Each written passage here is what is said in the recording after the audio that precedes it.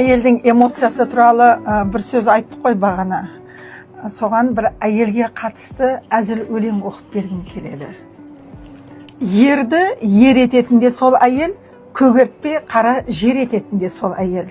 Уайымыңды қуатында сол әйел, кіріңді тап-таза етіп жуатында сол әйел.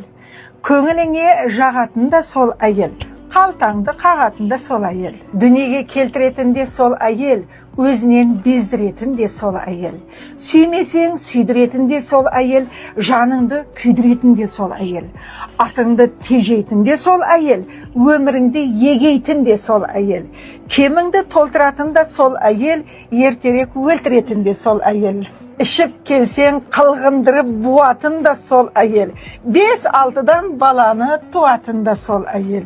Еркелетіп киіміңді пішетінде сол әйел. Отырып қаныңды ішетінде сол әйел. Сырыңды білетінде сол әйел. Жаныңды тілетінде сол әйел. Ләззатқа батыратында сол әйел. Миыңды қатыратында сол әйел. Айлығыңды олайдан бұлайға жеткізетінде сол әйел. Ал кейде мінгірлеп мазаңды кеткізетінде сол әйел. Ерді ер ететінде сол әйел. Айбатты шер ететінде сол әйел. Ал егер ашуына тиетін болсаң, тұқыртып қара жер ететінде сол әйел. Ал сіз әйелге қандай сипаттама берер едіңіз?